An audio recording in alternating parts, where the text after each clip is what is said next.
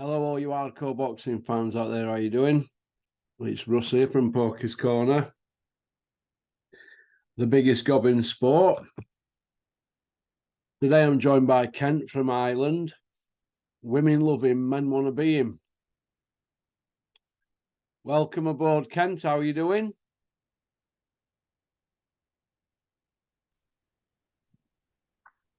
All right, Kent.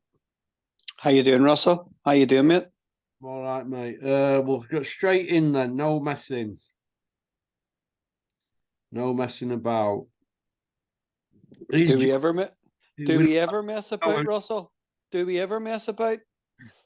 No, we don't. Is John Fury a feather duster man? Entitled to a fight with Mike Tyson? Yes or no?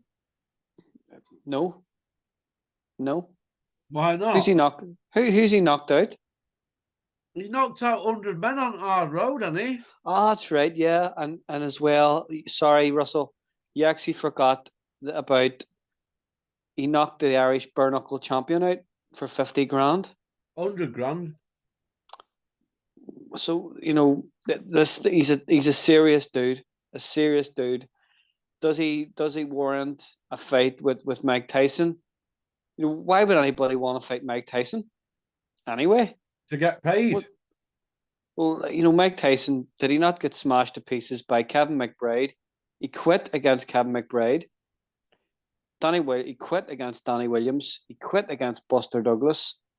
He quit against Evander Holyfield. Twice. Twice? What's this whole thing about Iron Mike Tyson? Where's, yes, he was great, back, way back. But anything after that, what's so great about Mike Tyson? I've never seen Mike Tyson in a fight where it's been a life and death and he's overcome adversity once. He's a flat track bully. You just have to go and ask Frank Warren about that, don't you? You remember the story way back. I think it was the first time he came to the UK, and it was the time that he fought Julius Francis, and there was massive media around. It was huge. It was absolutely huge media, and I actually bought it. My mum and dad bought me it for pay-per-view, and I remember the undercard was dreadful. I remember David Starry and Joe Calzaghe was on. What terrible fight. Remember Ricky Hatton was on as well. But I remember Julius Francis. They're trying to sell this fight. Julius Francis has got, sponsors on his soles of his feet. But come back to Frank Warren, it was that story of he lent Mike Tyson money to go into a fancy jewelers and buy a watch or a ring or whatever. Mike Tyson goes in and spends $500,000 on a piece of jewelry type thing to get media attention, and he did. And Frank Warren asked for it back, and I think you seen Frank Warren come out the next day with a black eye. But what's this whole thing around Mike? Why would any logical boxing fan now want to watch Mike Tyson now? Why? I don't get it. I don't get it. I don't get it. I don't understand how even a couple of years ago, during COVID, and he had that terrible exhibition where Roy Jones, is bow-legged. He couldn't even move. And they had this WBC belts, these, it was absolute. Apparently it done really, I remember Terry talking about it, and it done really, really well on pay-per-view. But to be quite honest, Russell, I don't want to see Mike Tyson fighting. Honestly, I want to see the best fighters in the world, the elite best fighters in the world fighting. I want to see the best domestic fighters fighting each other. I want to see the best local fighters fighting each other. That's what I want to see. I want to see even fights with fighters coming through the ranks, with fighters up the ranks, with champions fighting champions. That's what I want to see. I don't want to see these gimmick freak show fights. It's actually hurting the growth of boxing. It's actually what happens then is it's like ready-made fights. You know, it means that people are going to switch off watching the small hall scene, watching undercard fighters, because they want ready-made events. You know, this is a new word that's coming into boxing. Events. I don't want to watch events, Russell. I want to watch boxing. Yeah, I've heard Bricktop come out with that a lot recently, Ken. Events. It's about where events we're putting on.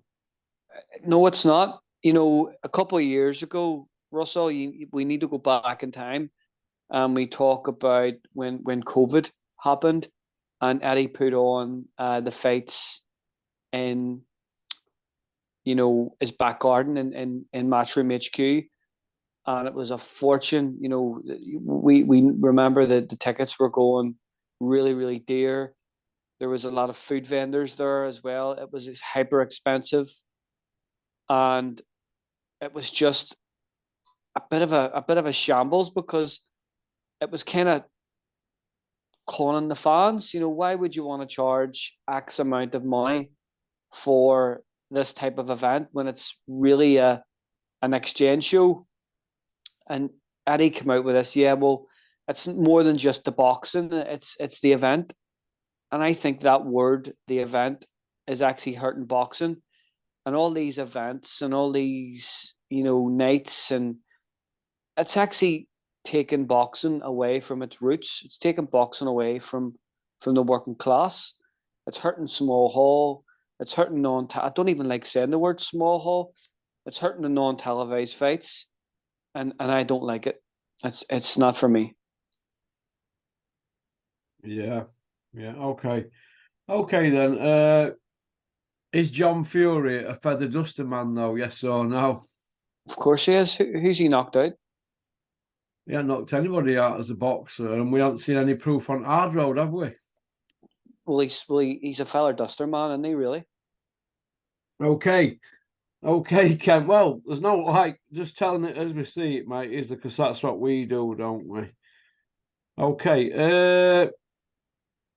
Ken, did you know there's a no, hang on a minute.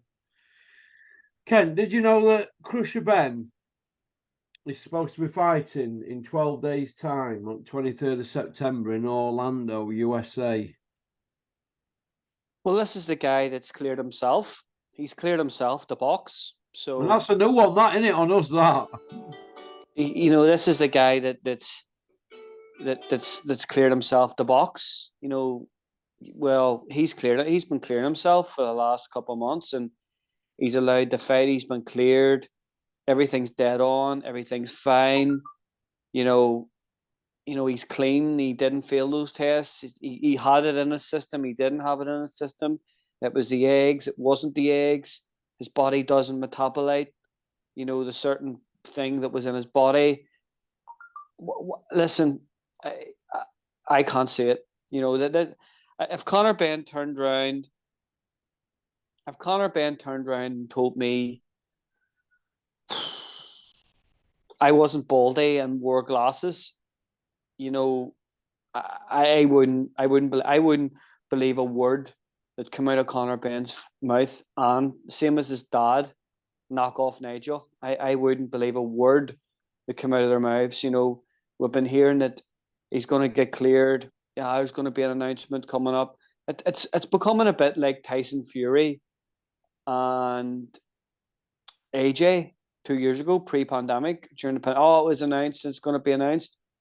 It's just all nonsense. It's anything to take off the fact that he's not allowed to fight.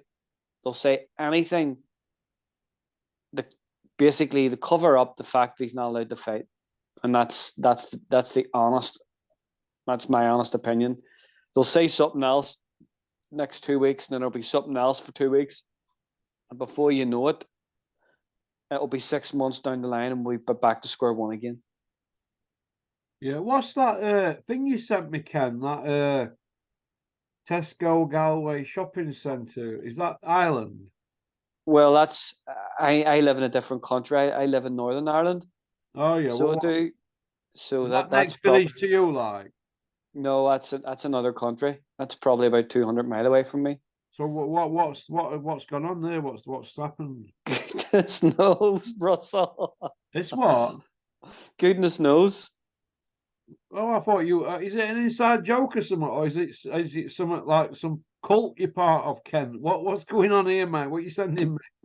Definitely not. No, it's probably just some random thing from Oh, is it a load of petrol lads burning around yeah, as the yeah, car park, and one yeah, of them's ran over somebody, kind of thing? yeah, yeah. It's They haven't done that on purpose, obviously, have they? hopefully not. That's probably about 200, 300 miles away from me, Russell. Yeah. Okay. Okay. All right. Dave Allen and It's Big Freeze. Should there be a rematch, Kent? Yes or no? No. Why? Because Dave's he's funny and he's likable. I don't give a shit about that. I want to see good fights. I want to see guys on these shows that have earned it. You know, have earned the right to be on the show.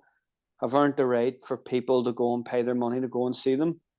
It was a dreadful fight from the first second, the last second of the fight. Yeah. It was absolutely dreadful. I don't want to see Dave Allen ever fight again, Russell. And I don't want to see Fraser Clark fight again either. He's no power whatsoever. He's lazy in the ring. He's just plods through it. You know, as a heavyweight, you know, he hasn't got any exciting qualities as a heavyweight whatsoever. And I thought the fight was dreadful. Dreadful. Did you? Dreadful. Beyond dreadful. Okay. Julian's just texted me and he sends his regards to you, Kent. He says you're the type of guy he'd like in his corner in life, and that you're genuine. He also says, can you ask Kent on the spot his best three southpaws favourites of all time? Growing up watching Southpaw, I always growing up watching Southpaw. That's a great question. Yeah, Currently, Ken, let me just stop you there. Don't shoot your bolt on that question and name me about 8. Just give me 3, Ken. I know you've got about 8 in your head. Just give me 3, but don't come your load. currently at the minute, Usyk is exceptional. Is exceptional. I love his balance. I love how balanced he is. I love how he punches off the pivot. I love that style. I love that European style. You know, it's just absolutely sublime as a fighter. Terence Crawford, is he a southpaw? Is he not a southpaw? He can box equally as good as a southpaw as he can as an unorthodox, and that makes it even more better because there's a fighter that's actually went and trained as a southpaw and can box as a southpaw equally as good. So he's trained. He's a southpaw, isn't he? Well, there's a debate about that he's naturally. Was a southpaw. Wasn't he fighting as a right-hander? Yeah, yeah.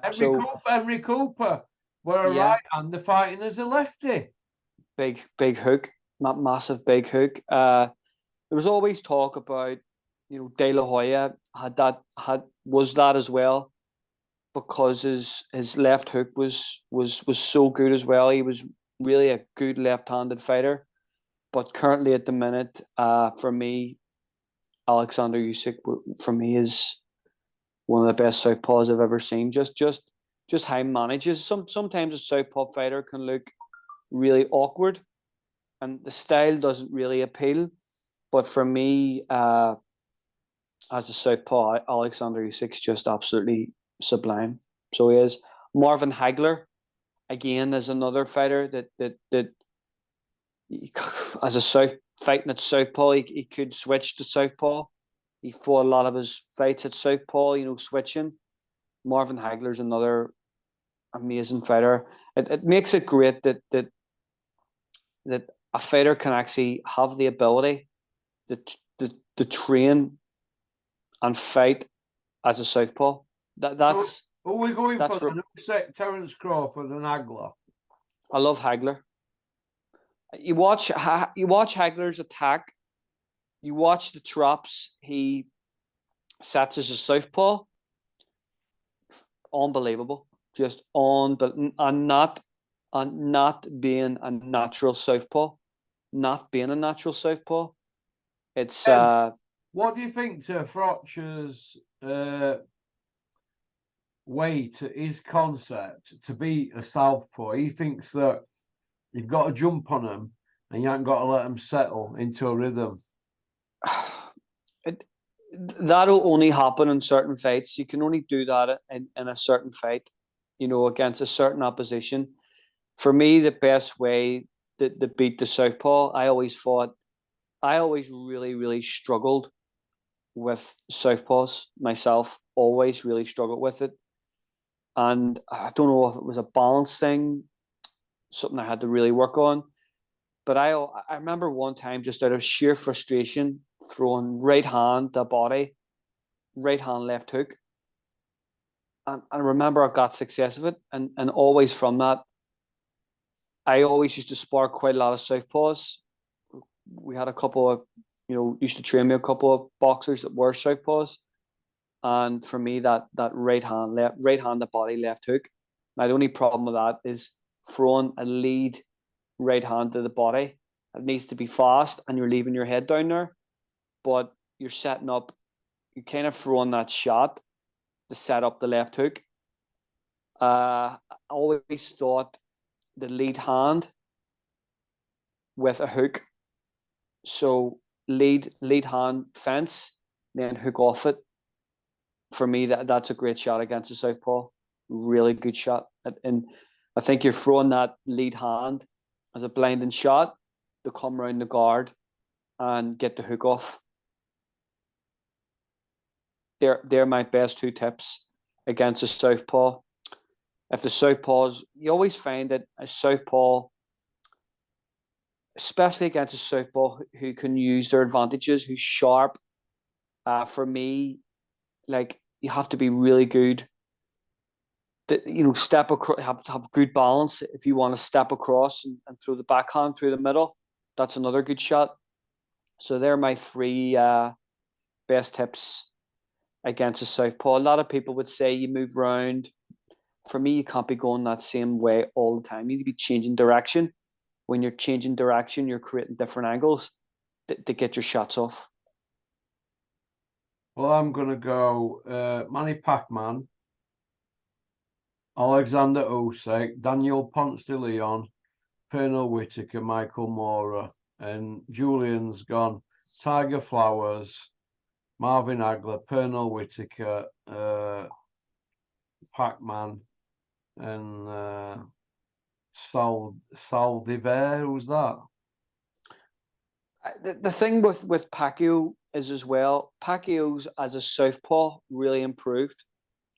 I remember the first time I watched Manny Pacquiao. I used to read about Manny Pacquiao in Boxing News, and I remember fighting at Manuel Alicio, and that was the first time I ever seen him. And he was, for me, I've never seen that. That's a southpaw that could punch that hard. Like Manny Pacquiao way back then, fighting at that level. I remember seeing him against Dubois when he won the IBF. It was at 10 days notice, and he was just absolutely terrifying. So he was, his punch power as a southpaw was just, he looked a complete fighter then, but he always used to rack this distance because he was constantly, because he was constantly rushing forward to get his shots up because he was a pressure fighter.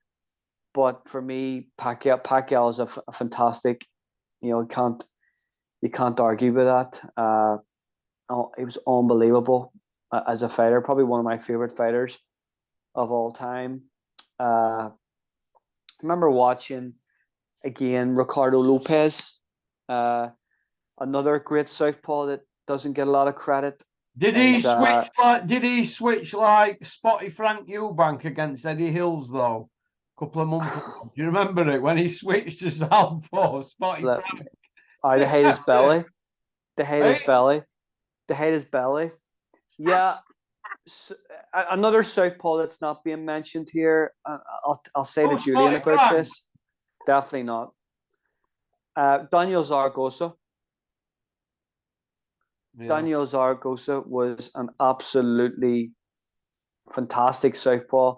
Daniel Zaragoza beat Wayne McCulloch, a countryman of mine, for the WBC title way back. And I remember watching that fight. Wayne had over 300 amateur fights, world class amateur. Yawo Casamayor is another exceptional southpaw. Casamayor for me is one of the best southpaws of all time. Like, what a fighter! Cuban fighter, Cuban exile, would come over to America, won multiple world titles. What a absolutely super fighter.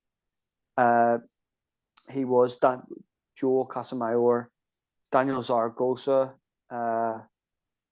Ricardo Lopez, just Alexander Usyk, just super southpaws, just real exquisite craftsman. It's all right being a southpaw and being a come forward fighter. You kind of lose that advantage, but when you're a textbook slick boxer like those, it's really, really hard to beat.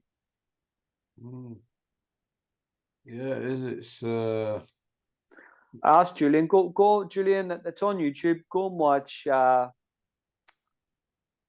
Wayne McCulloch versus Daniel Zaragoza, and you'll watch how like before the fight. I remember Wayne saying that Zaragoza was over the hill, and it was the word he used. I remember my dad laughing about it after the fight. The word he used was he was past his sell-by date, and he beat Wayne.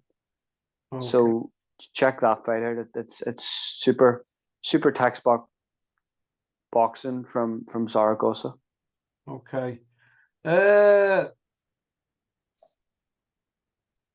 have a look. Tyson Fury versus Ngannou. Ken, what's your take on it all that? It's quite simple. If you're going to get offered that money for beating a guy that wouldn't win an ABA title, why wouldn't you take it? Yeah. Francis Ngannou wouldn't win an ABA title right now. If you got the super heavyweight ABA champion and put him in with Francis Ngannou, he'd stop him in 1 or 2 rounds. I watched a video yesterday of Ngannou training with Tyson Fury, and he looked dreadful. And he's like cupping his punches, like cupping his hands, and he's not even getting extension. He's doing all that crap with Mike Tyson. Mike Tyson's training him. So why would you take advice of someone and be taught a way that somebody with a completely different body type and completely different levers than you, and being taught to mimic that type of style? It doesn't make sense. It's terrible, to be honest with you. It's absolutely awful. He looked awful. I actually seen him 2 years ago with Teddy Atlas, and he looked 10 times better than he actually does now, because he's not actually getting trained by a proper boxing coach. But it's an exhibition. It's not going on box rack. Apparently there could be a rule about no knockdowns. So how is it a fight then? How is it a boxing fight, and why are they making a belt for it if it's not going to go down on box rec in record books?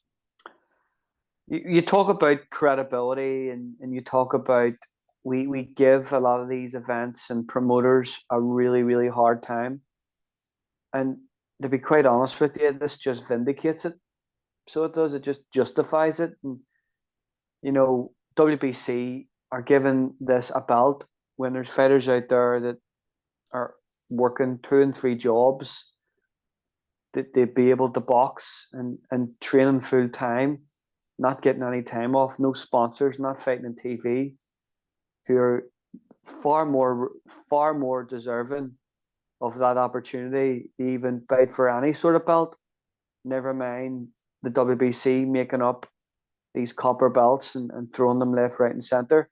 It just really hurts the credibility of the sanctioning body. They think it's helping, the event, and it's helping them, build their brand globally over in Saudi. I think it really hurts their brand and hurts the organization. But they're not actually a sanctioning body; they're a business, and where a business is involved, there's money involved. Yeah. Wilder Joshua, Ken, is the Saudi money there for it? Because No, it's looking like there's only one entity out there going to be putting events on now. Other ones been shut down, haven't they? well, we said that from the start. We've been saying that for a year. Where is all this Saudi money? I don't justify it. I don't see how they can be throwing that amount of money at boxing. But does boxing really make that much money? It does make a lot of money, but there's other sports out there that make a lot more money than boxing. You look at American football. American football is one of the biggest grossing sports in the world. Baseball is a big grossing sport. Motorsport is huge. Basketball is enormous. So you've got all these sporting events that are spectator friendly, really easy to sell, have a massive pool of fan pool, over in America, all around the world. All these sports now aren't just we always labeled them as American sports, but they're not now. They're global sports. So all them sports probably gross more than boxing. Boxing grows so much money. Why why isn't these fights happening? Why are they not putting the money in those other events and these other sports? I don't get it. I don't think the money that it's like an exaggeration. It's like telling somebody down the pub you won £100 in the bookies, and then by the time you get to the corner shop, it's 150. And then by the time you get into work the next day, it's 250. And then by the time you go to the gym that night, it's 350. So it's one of them things that just generates. I don't believe any of it. So I don't. And how are they going to generate that money back that they're putting in? It doesn't add up. So it doesn't. What about Joshua and Wilder? I mean, there's no belt online? I mean, is it even a pay-per-view? I mean, they've been both knocked out, haven't they? Personally, think about it. Anthony Joshua's struggling to sell arena fights in the UK. He should be begging for Wilder, shouldn't he? Really, Joshua? He should have been over and done with struggling to sell arena fights in the UK. His power base, that's his power base. That's where he generated the most revenue. That's his stronghold. Now he doesn't do that. If you're talking Anthony Joshua pre-Ruiz, that's a huge fight. That's a massive pay-per-view fight. Massive. That the enormity of Wilder and Joshua before Wilder got stopped and knocked out by Fury, and before AJ got knocked out by Andy Ruiz. That fight was huge. That was 5 years ago. It doesn't do that now. It doesn't do that money. The every year you have as a fighter, you get to a certain level, you get to a peak where you plateau, then you fall down. And I think Anthony Joshua had his peak before the Usyk fight, and he's on the way down now. Vladimir fight, didn't it? Really? Yeah, and I wouldn't just say that fight. I would say it was in that time. You look at that time, he was selling out football stadiums, and they were consistent. He was consistently selling out football stadiums. So it was that period of time where you had 3 to 5 fights of selling out Cardiff, Wembley, other football stadiums. He's nowhere near that now. Nowhere near. Yeah, it's well, he's lost a bit of his coolness, hasn't he? He's lost a bit of stardust, hasn't he? Well, he lost that against Andy Ruiz. He's never been the same. And I don't care what anyone says. You go straight into the rematch and you win the rematch. But everyone's going to talk about the fact that he got knocked out by Andy Ruiz. He's never been the same. And I said it before in the channel. I think he's in personality, in between personalities at the minute. He's in between styles and he's in between personalities at the minute. You know, you have Fury there who wasn't in the mix at the time at all. Like he was gone.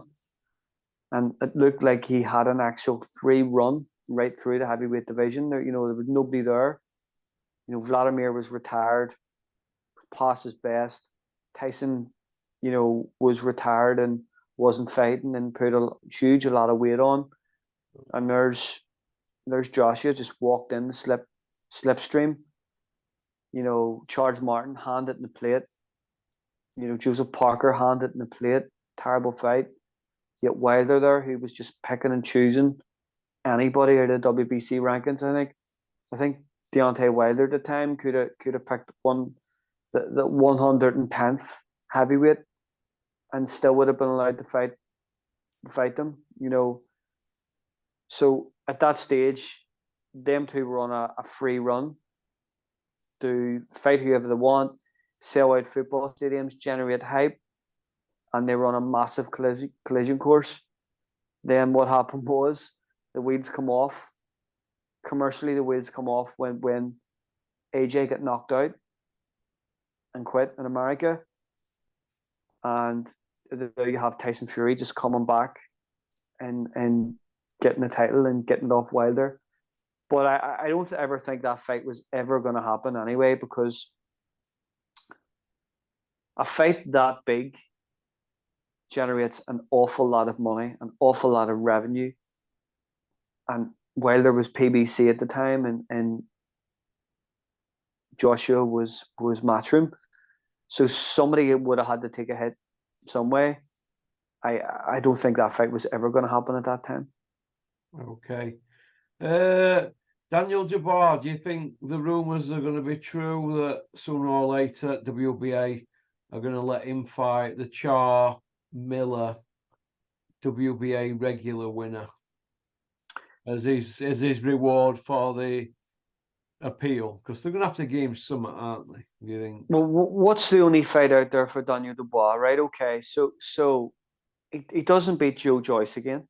No, I don't think. He don't beat Usyk again. He loses every round, doesn't he? So if you can get him with Miller and Char winner, you might get some confidence off that. But if it were me, I'd start him again at British level and go back down to domestic level. You know?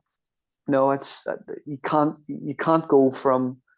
It's like this, Russell. It's like you're on 4 million a fight, 3 million a fight, to 25 grand, 20 grand. No way. How's he? It's not. How's he going to be on that, Kent? If he had a big British title fight, he'd be on a bit more than that, wouldn't he? Yeah, but the money's going to go down, and yeah. Well, so what? Let's judge it on ability, Kent. Right? He's just lost every round in a world title fight. They do a mandatory for. We agree on that, don't we? So where does he go from here? Does he fight the kid again?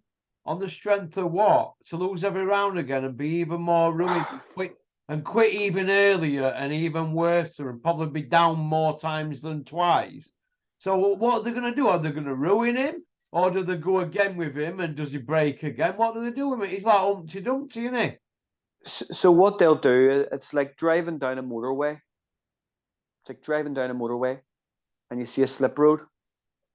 They'll take the slip road. And driving down the motorway is starting back at the start.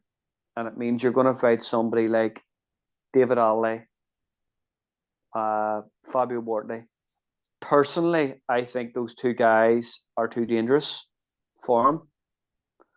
So what they'll do is they've built Dubois up as this wrecking machine, this big puncher who has not really got any credible wins on his resume whatsoever. And they've got him into a position where he fought Usyk, unified world champion. That's a masterstroke coming off a loss to Joe Joyce, you know, getting an eliminator against Bob Dandinu, that's another masterstroke. Yeah, I So agree on that one. So what they've did is Frank's not stupid. Frank knows in a million years that the WBA aren't going to turn around and say, yeah, dead on, Frank. We're going to strip Alexander Usyk, unified world champion, who can quite possibly be in one of the biggest unification fights ever, and that will mean that we'll lose our percentage. So that is never, ever, ever going to happen, and he knows it. So he's put that appeal in. He's put the legal letters in, probably. And what the WBA will just turn around and do is the same as what they did with Manuel Char, and say, right, dead on, you know what? We'll come to a resolution here. What we're going to do is you'll fight the winner of Manuel Char and Miller. Big Pharmacy Miller, 2 drug cheats. You'll fight them.